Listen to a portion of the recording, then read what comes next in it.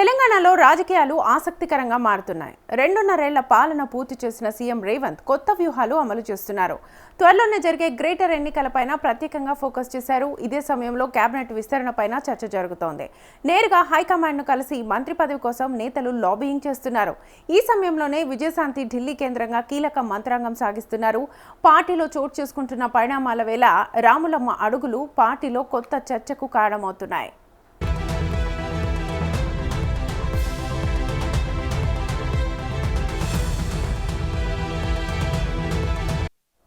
కాంగ్రెస్ లో విజయశాంతి సైలెంట్ గా ఉంటున్నారు. కొంతకాలంగా పార్టీ వ్యవహారాల్లో క్రియాశీలకంగా వ్యవహరించడం లేదని పార్టీ నేతలు చెబుతున్నారు. ఇప్పుడు గ్రేటర్ హైదరాబాద్ ఎన్నికలు పార్టీకి ప్రతిష్టాత్మకంగా మారుతున్నాయి. సీఎం రేవంత్ వరుసగా జిల్లాల్లో పర్యటిస్తున్నారు. అటు ప్రతిపక్షాలు పార్టీని టార్గెట్ చేస్తున్నాయి. ఈ సమయంలో రాములమ్మ ప్రణాళికలు ఏంటనేది పార్టీలో చర్చగా మారాయి. కొంతకాలంగా రాములమ్మ మంత్రి పదవి కోసం ఢిల్లీలో హైకమాండ్ ముఖ్య నేతలతో చర్చలు చేసినట్లుగా సమాచారం. అయితే మంత్రివర్గంలో మార్పులు మరికొంత టైం తీసుకునే అవకాశం కనిపిస్తోంది. మంత్రివర్గంలో మార్పులు ఉన్నా రేవంత్ తుది నిర్ణయం మేరకు జరుగుతుందనే సంకేతాలు పార్టీ ఇస్తోంది. ఇటు పార్టీలోనూ కొన్ని పదవుల్లో చేర్పులుంటాయని చెబుతున్నారు. ఈ సమయంలోనే విజయశాంతి వ్యూహాత్మకంగా వ్యవహరిస్తున్నారు.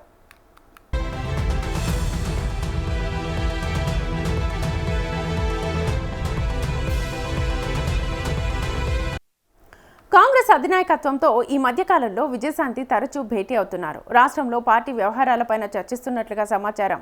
మంత్రి పదవి దక్కించుకునే క్రమంలో భాగంగా అక్కడి నేతలతో సంబంధం లేకుండా నేరుగా హైకమాండ్నే ఢిల్లీలో కలవాలని ఆమె డిసైడ్ అయినట్లుగా తెలుస్తోంది. తనకు మంత్రి పదవి ఇస్తే పార్టీ బలోపేతానికి, ప్రభుత్వ మైలేజ్కు ఎలాంటి వ్యూహాలతో ముందుకెళ్లేది వివరిస్తున్నట్లుగా పార్టీ నేతల సమాచారం.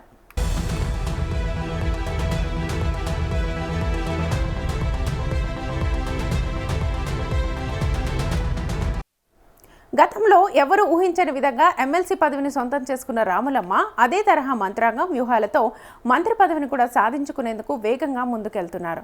అయితే రాష్ట్రంలో పార్టీ, ప్రభుత్వం రెండింటి బాధ్యతలు రేవంత్ పైన పెట్టిన హైకమాండ్ ఇక విజయశాంతి విషయంలో ఎలాంటి నిర్ణయం తీసుకుంటారు? రాములమ్మకు మంత్రి పదవి దక్కుతుందా లేదా అనేది పార్టీ వర్గాల్లో ఆసక్తికరంగా మారుతోంది.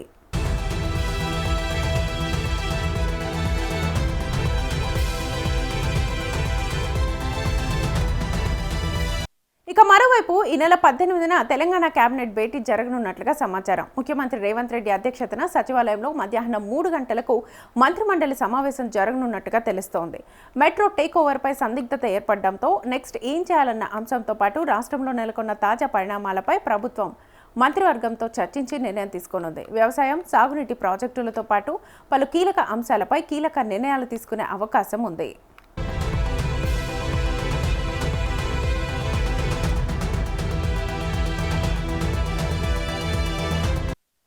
ఇక త్వరలోనే జీహెచ్ఎంసీ ఎన్నికలు జరగాల్సి ఉన్నందున ఈ అంశంపై కూడా మంత్రివర్గంలో చర్చకు వచ్చే అవకాశం ఉన్నట్టుగా తెలుస్తోంది. ఇదిలా ఉంటే గురువారం జరగబోయే రాష్ట్ర కేబినెట్ సమావేశం ఎలక్ట్రానిక్ విధానంలో జరగనుంది. రాష్ట్రంలో ఇకపై ఈ కేబినెట్ మీటింగ్స్ నిర్వహించాలని ముఖ్యమంత్రి రేవంత్ రెడ్డి ఆదేశించిన నేపథ్యంలో అధికారులు ఇందుకు అనుగుణంగా ఏర్పాట్లు చేయనున్నారు. పరిపాలనలో పేపర్లెస్ విధానం తీసుకురావాలని సీఎం అధికారులకు సూచించారు.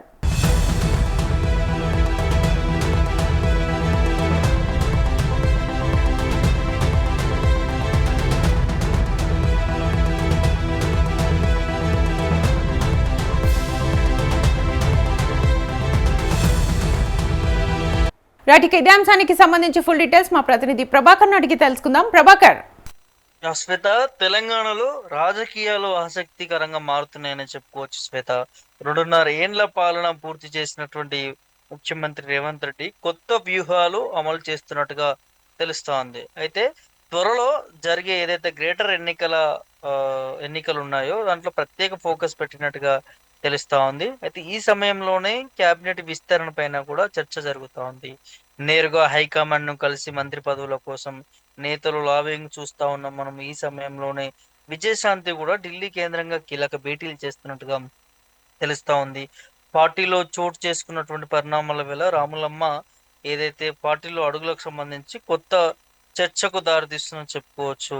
శ్వేత, దాంతోపాటు విజయశాంతి సైలెంట్ గా ఉన్నట్టున్నారు కొంతకాలంగా, కానీ ఇప్పుడు తను రాష్ట్రంలో జరుగుతున్నటువంటి వాటి మీద కూడా రియాక్ట్ అవుతూ డైరెక్ట్ గా ఢిల్లీకి వెళ్ళి కాంగ్రెస్ పార్టీ ఎవరైతే ఏఐసిసి నేతలు ఉన్నారో వారందరినీ కూడా కలిసే ప్రయత్నాలు చేస్తా ఉంది. వారితో వరుస భేటీలు కూడా పెట్టుకుంటున్నటువంటి పరిస్థితి కనిపిస్తా ఉంది. అయితే ఉన్నట్టుండి రాములమ్మ ఫోకస్ మొత్తం కూడా తెలంగాణ క్యాబినెట్‌కి సంబంధించి మలుపు తిప్పింది అనే దాని మీద కూడా ఫోకస్ మొత్తం మంత్రి పదవి కోసము మంత్రి పదవి కోసం చూస్తున్నట్టుగా తెలుస్తా ఉంది. అయితే ఇప్పుడు ఈ గ్రేటర్ హైదరాబాద్ ఎన్నికలకు సంబంధించి ఏదైతే వస్తున్నాయో, ఆ ఎన్నికల ముందే క్యాబినెట్ విస్తరిస్తారనే వార్తలు వస్తా ఉన్నాయి. సో, దాంతో పాటు చాలా మంది నేతలు ఇటు మంత్రివర్గంలో చోటు కోసము ఢిల్లీకి పయనమవుతా ఉన్నారు. అక్కడ ఉన్నటువంటి కాంగ్రెస్ నేతలతోని కూడా భేటీ అవుతున్నటువంటి నేపథ్యాలు కనిపిస్తా ఉన్నాయి. అయితే రాములమ్మ, విజయశాంతి ఎవరైతే ఉన్నారో తను ఇప్పుడు ఎమ్మెల్సీగా కొనసాగుతా ఉన్నారు. తను గత కొంతకాలం నుంచి కూడా కాంగ్రెస్ నేతలతోని కొంచెం దూరంగా ఉన్నట్టుగా తెలుస్తా ఉంది. ఉన్నట్టుండి ఇటు కాంగ్రెస్ పార్టీకి సంబంధించినటువంటి అగ్రనేతల్ని కలవడం, వారితో కొంత భేటీ అవ్వడం, తెలంగాణ రాజకీయాలకు సంబంధించి, అదేవిధంగా ఇటు వరుస వస్తున్నటువంటి ఎన్నికలకు సంబంధించి కూడా కాంగ్రెస్ పార్టీ అగ్రనేతలతోని కూడా మాట్లాడుతున్నట్టుగా తెలుస్తా ఉన్నది. అదేవిధంగా ఈ మంత్రివర్గంలోకి తీసుకోవాలనే దాని మీద కూడా కొంత అప్పీల్ కూడా చేసుకున్నట్టుగా తెలుస్తా ఉంది ఈ విజయశాంతి. సో, ఇప్పుడు విజయశాంతికి మరి క్యాబినెట్‌లో చోటు దక్కుతుందా ఏంటి అనేది కూడా చూడాల్సినటువంటి అవసరం ఉంటుంది. ఎందుకంటే కాంగ్రెస్ పార్టీ మనం మొదటగా చెప్పుకుంటూ వస్తున్నాం. కాంగ్రెస్ పార్టీ అంటేనే ఒక సముద్రం లాంటి పార్టీ. ఎంతో మంది ఉంటారు. ఎంతో మంది మునిగిన వాళ్ళుంటారు. ఎంతో మంది తేలిన వారుంటారు. చాలా చరిత్ర ఉంది కాంగ్రెస్ పార్టీకి. ఆ మంత్రి పదవులు కావచ్చు, వివిధ పదవులు ఏమియ్యాలి, ఏంటి అనే దాని మీద కూడా అదంతా కూడా ఢిల్లీ కేంద్రంగానే జరుగుతా ఉంటాయి. సో, ఇప్పుడు మరి చాలామంది దారి ఢిల్లీ వైపు వెళ్తున్నారు. కాంగ్రెస్ పార్టీకి సంబంధించిన సీనియర్ నేతలంతా కూడా ఎవరైతే ఆశావాహులు ఉన్నారో వారందరూ కూడా ఢిల్లీకి పయనమైతా ఉన్నారు. ఢిల్లీలోనే మకాం వేస్తా ఉన్నారు. బుజ్జగింపులు జరుగుతా ఉన్నాయి. మంత్రి పదవుల కోసం అదంతా కూడా జరుగుతా ఉంది. ముఖ్యమంత్రి రేవంత్ రెడ్డిని కూడా వరుస భేటీ అవుతా ఉన్నారు.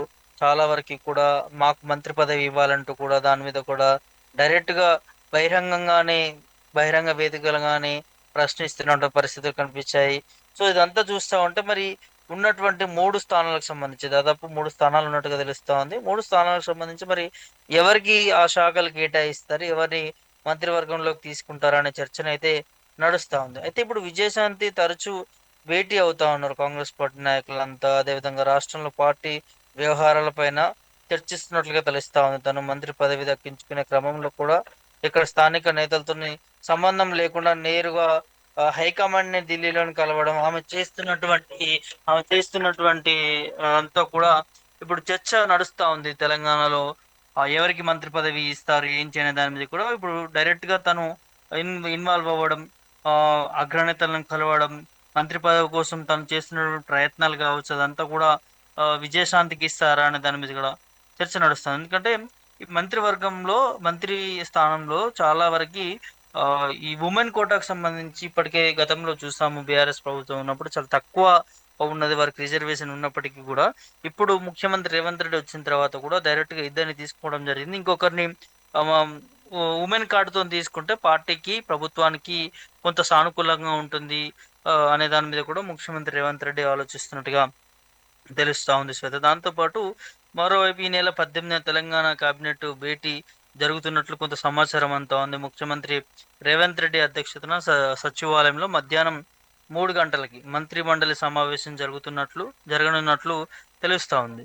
అయితే మెట్రో టేకవెల్స్ ఏవైతే ఉన్నాయో సందిగ్ధత ఏర్పడుతూ నెక్స్ట్ అంటే సీఎం చేయాలన్న అంశంతో పాటు రాష్ట్రంలో నెలకొన్నటువంటి తాజా పరిణామాలకు సంబంధించి కూడా ప్రభుత్వం మంత్రివర్గం సంబంధించి ఈ ఈ ఈ క్యాబినెట్‌లో నిర్ణయం తీసుకోనున్నట్లుగా తెలుస్తా ఉంది. దాంతోపాటు వ్యవసాయం, సాగునీటి ప్రాజెక్టులు పలు కీలక అంశాలపైన ఈ భేటీ ఉండే అవకాశం ఉన్నట్టుగా తెలుస్తా ఉంది. ఇందులోనే ఎవరికిది ఈ క్యాబినెట్‌లోకి తీసుకునే అవకాశాలు ఉన్న దాని మీద గాని కొన్ని క్లూలు, హింట్లు వచ్చే అవకాశం ఉన్నట్టు కూడా తెలుస్తా ఉంది. సో, ఇదంతా కూడా జీహెచ్ఎంసీ ఎన్నికల లోపలనే ఈ వ్యవహారం అంతా కూడా ఏదైతే మంత్రివర్గ విస్తరణ ఏదైతే ఉందో ఇదంతా కూడా జీహెచ్ఎంసీ ఎన్నికల లోపలనే పూర్తి చేసుకోవాలి అనే దాని మీద కాంగ్రెస్ పెద్దలు, ముఖ్యమంత్రి రేవంత్ రెడ్డి ఆలోచిస్తున్నట్టుగా తెలుస్తోంది. ఇటువరకే కొన్ని పేర్లు అనుకున్నట్టుగా తెలుస్తోంది. కొన్ని పేర్లు కూడా మార్పులు, చేర్పులు కూడా జరిగాయనేది కూడా తెలుస్తా ఉంది.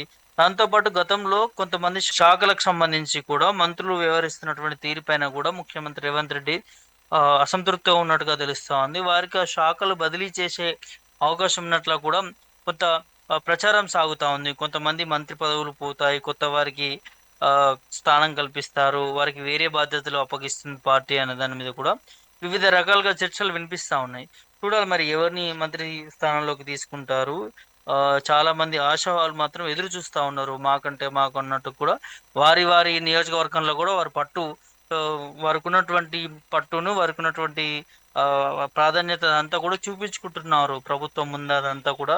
సో వారికి వారు పెద్ద పెద్ద ఎలివేషన్స్ ఇప్పించుకుంటున్నారు. ముఖ్యమంత్రి వారి నియోజకవర్గాలకు వచ్చినప్పుడు స్వాగతించే విధానం కావచ్చు, ఆ చుట్టుపక్కల ఉన్నటువంటి ఆ ఫ్లెక్సీలు అదంతా ప్రచారం చేయించుకోవడం కావచ్చు, ఇదంతా కూడా చూస్తా ఉన్నాము.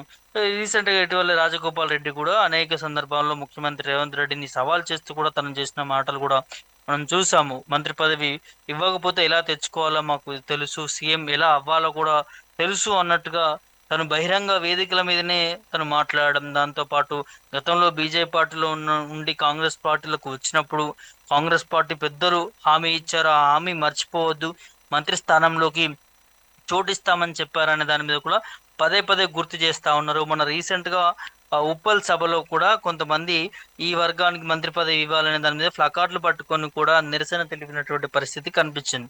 దాని మీద కూడా పిసిసి మహేష్ కుమార్ గౌడ్ కూడా ఫైర్ అయినట్టుగా తెలుస్తా ఉంది. అట్లాంటి బహిరంగ వేదికల మీద చేయడం క్రమశిక్షణ కమిటీని ఉల్లంఘించినట్టుగా అవుతుంది, వారి మీద చర్యలు కూడా తీసుకోవాల్సి వస్తుంది. ఇట్లాంటిది మరోసారి చేయకుండా చూడాలనే దాని మీద కూడా మహేష్ కుమార్ మాట్లాడినటువంటి పరిస్థితి కనిపిస్తుంది. సో ఇట్లా అనేక రకాలుగా ఆ, ప్రయత్నాలు జరుగుతూ ఉన్నాయి. వారికి ఆ, ఏ వారికి నచ్చినట్టుగా ఏ విధంగా వెళ్తే మంత్రి పదవులకి వస్తాయి ఏంటి అనే దాని మీద కూడా వారికి తోచిన విధానంలో ప్రచారాలు చేసుకుంటా ఉన్నారు. కానీ మరి కాంగ్రెస్ పార్టీ ఏం ఆలోచిస్తా ఉంది, ముఖ్యమంత్రి రేవంత్ రెడ్డి దగ్గర ఉన్నటువంటి పేర్లు ఎవరెవరు ఉన్నాయి, ఎవరిని మంత్రివర్గంలోకి తీసుకుంటారు, ఏ విధంగా ఉండబోతుంది ఏంటి అనేది కూడా కొంత ఆసక్తిగా మారుతా ఉంది తెలంగాణ రాజకీయాలకు సంబంధించి, ఈ కాంగ్రెస్ పార్టీకి సంబంధించి కూడా చూడాలి. మరి ఇప్పుడు ఒకవేళ ఈ జిహెచ్ఎంసీ ఎన్నికల లోపలనే ఈ మంత్రి ఆ, ఏదైతే ఉన్నదో ఒకవేళ ఇక్కడనే ఈ విస్తరణ కంప్లీట్ చేసేస్తే ఎవరైతే ఆ, ఆశావాహులు వారికి రాలేదనుకో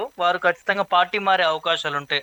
దాన్ని కూడా వేరే కోణంలో చూడాల్సినటువంటి అవసరం ఉంటుంది. ఇంకో కోణంలో మరి వారు పార్టీలోనే ఉంటారా లేకపోతే మిగతా పార్టీలోకి జంప్ అయ్యే అవకాశాలు ఉన్నాయా, దాని మీద కూడా కొంత చర్చ వినిపిస్తా ఉంది. అందుకే ఈ విస్తరణ అనేది, మంత్రివర్గ విస్తరణ అనేది ఇప్పటి వరకు కూడా కంప్లీట్ చేయకపోవడం కారణం కూడా ఇదే అని తెలుస్తా ఉంది కాంగ్రెస్ పార్టీకి సంబంధించి. ఆ ఇంకా మనం రీసెంట్ గా చూసాం కర్ణాటక ఎన్నికలకు సంబంధించి కూడా ఏ విధంగా ముఖ్యమంత్రి సీట్ను పంచుకున్నటువంటి పరిస్థితి. 2.5 ఏళ్ళు సిద్ధరామయ్య ఉన్నాడు, ఇప్పుడు 2.5 ఏళ్ళు డికే శివకుమార్ ఉంటున్నట్టుగా చూస్తా ఉన్నాం మనం. తను ఆల్రెడీ ప్రమాణ స్వీకారం కూడా చేసినటువంటి పరిస్థితి కనిపించింది ముఖ్యమంత్రిగా. సో ఇట్లా ఆ ప్రభావం ఇక్కడ తెలంగాణలో ఉండనుందా అనేది, ఇంపాక్ట్ ఏమైనా పడే అవకాశాలు ఉన్నాయా అనే దాని మీద కూడా చర్చ నడుస్తా ఉంది. ముఖ్యంగా ఈ మంత్రి పదవులకు సంబంధించి ముఖ్యమంత్రి పదవి రేవంత్ రెడ్డి 5 సంవత్సరాలు ఉంటారనేది వార్త అంతా ఉన్నది, దాంట్లో ఏ డౌట్ లేదనే దాని మీద కూడా కాంగ్రెస్ పార్టీ కూడా ఒక క్లారిటీ ఇచ్చింది. సో ఇప్పుడు ఈ మంత్రి పదవుల మీదనే చర్చ అంతా నడుస్తా ఉంది. ఉన్న శాఖలను బదిలీ చేయడం, లేకపోతే వారి ఆ శాఖల్ని తొలగించి వేరే బాధ్యతలు అప్పగించడం, వేరే వారికి కొత్త వారికి ఇందులో స్థానం దక్కించే దాని మీద కూడా చూస్తున్నట్టుగా తెలుస్తా ఉంది. ఫైనల్ గా ఇందులో బీసీకి ఎక్కువ ప్రాధాన్యం ఇచ్చే అవకాశం కనిపిస్తుంది. ఎందుకంటే ఈ పార్టీలో ఆల్రెడీ రెడ్డి వర్గంతోని ఎక్కువగా నిండిపోయి ఉంది కాబట్టి మంత్రివర్గంలో ఇప్పుడు బీసీలకి అవకాశం కల్పించాలి. దాంతోపాటు మహిళా కోటలో కూడా అవకాశం కల్పిస్తే కాంగ్రెస్ పార్టీకి కొంత సింపతి వర్కౌట్ అవుతుంది అనే దాని మీద చూస్తూ ఉన్నారు. మరి చూడాలి శ్వేత, ఈ ఈ మంత్రివర్గ విస్తరణ ఏ విధంగా ఆ, కొనసాగుతుంది, ఏంటి అనేది.